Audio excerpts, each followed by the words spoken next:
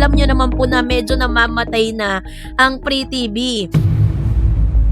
So parang sinasabi nila na nepo baby daw itong si Mr. Bimbi, no? Ikinuwento ni Raisa May na nabili niya ang bahay sa isang taong dati raw na nang mamaliit at nanlalait sa kanya noong bata pa siya.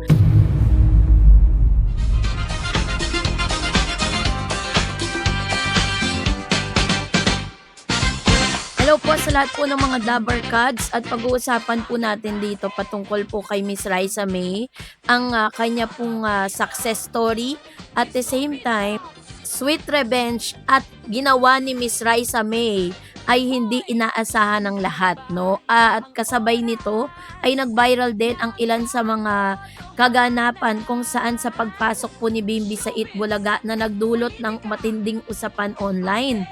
So, ang tanong ng mga netizen, tagumpay ba talaga o ano nga ba ang kanilang plano, no? Karapat dapat bang gawing inspirasyon ang kwento ni Raisa May? May nepotismo ba? Mabilis na pagpasok ni Bimbi sa TV? Mas magaling na ba si Bimbi kaysa sa ibang young talents? Kung hindi siya anak ni Chris Aquino, mapapansin kaya siya? Dapat bang pangalanan ni Raisa May ang taong nanlait sa kanya? Ang tunay bang paghihiganti ay tagumpay? Handa na bang ang publiko na tanggapin si Bimbi bilang bagong TV personality?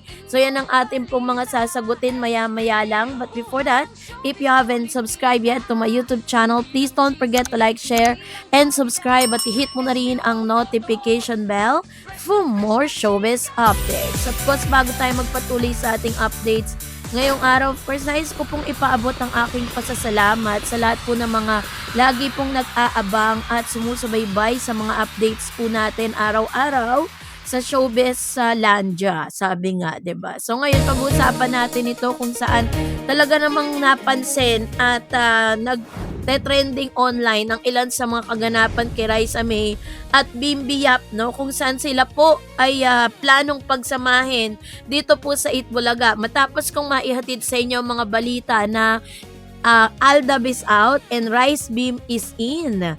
So, isa sa mga magandang planong sinisisimulan ngayon ng Itbulaga ay ang pagpasok nga ni Bimbi bilang isa sa mga Dabber Cards, ano? At yan po ay nakikita nating nagkakaroon na ng confirmation kasi alam nyo naman po na medyo namamatay na ang Free TV.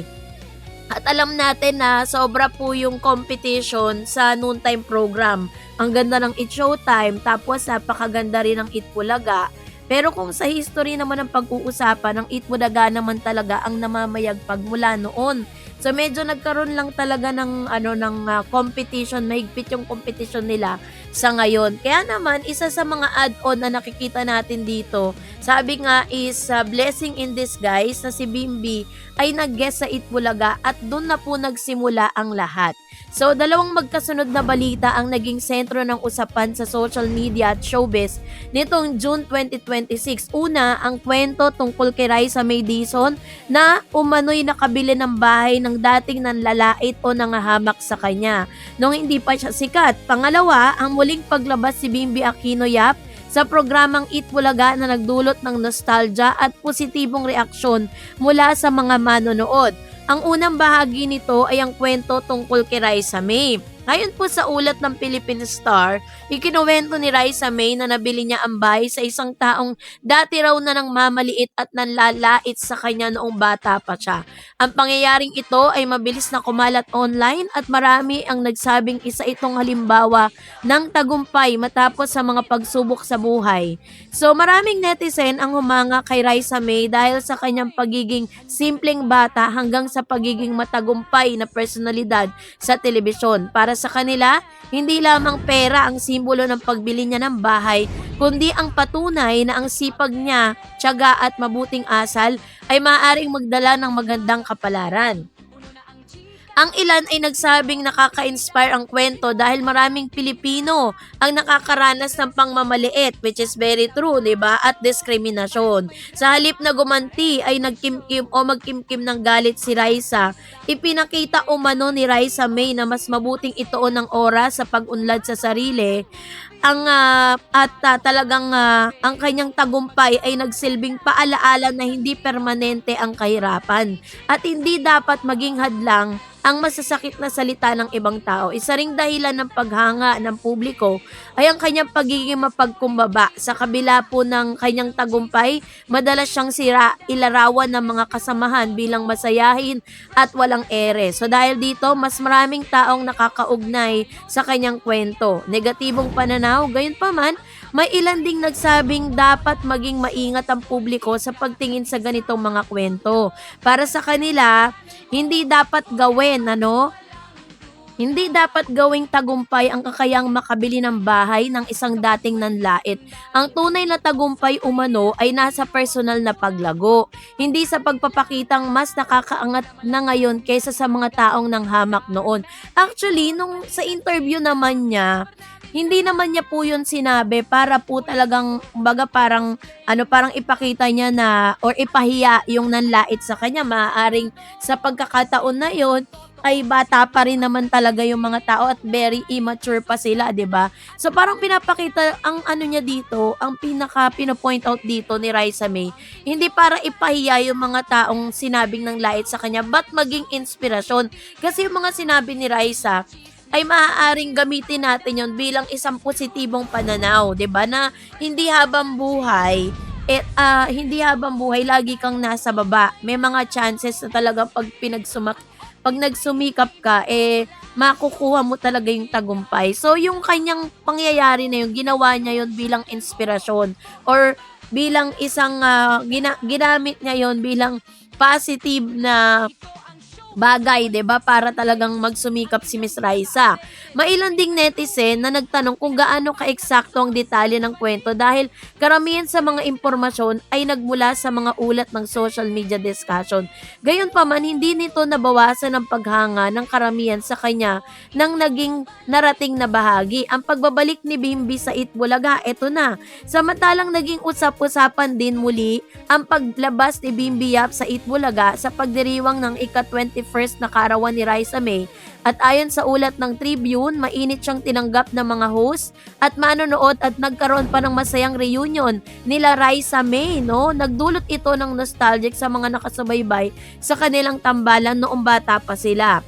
So maraming taga-ngayong natuwa dahil nakita nilang lumaki na sina Bimbi at Raisa May, ngunit nanatili pa rin ang kanilang magandang samahan.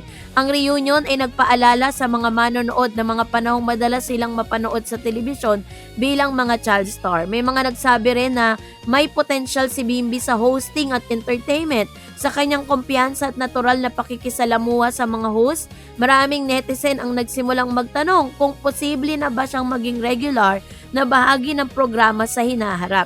So bukod dito, nakita rin ng iba ang paglabas niya bilang magandang hakbang tungo sa sariling karera bilang anak ni Kris Aquino at ni James Yap. Matagal nang sinusubaybayan ng publiko ang kanyang paglaki at ngayon nasa hustong gulang na siya. Maraming interesado kung paano niya bubuuin yung kanya pong yung kanyang sarili pangalawa sa industriya. Pero syempre, sa pagpasok din ito sa mga pangyayaring ito, hindi rin po maiiwasan yung mga negatibong pananaw. Hindi naman nawala ang mga kritikal na komento.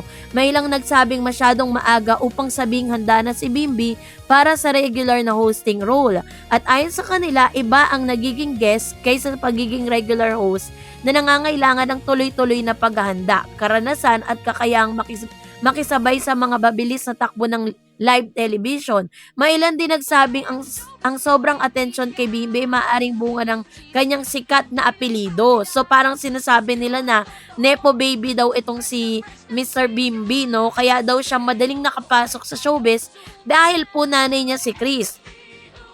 Pero kung tutuusin, lahat naman talaga mag-iisip na ganon. Ngayon, kailangan lang ni Mr. Bimbi Yap na patunayan sa publiko na hindi niya or maaabot niya yung kanyang pangarap bilang isa sa mga celebrity.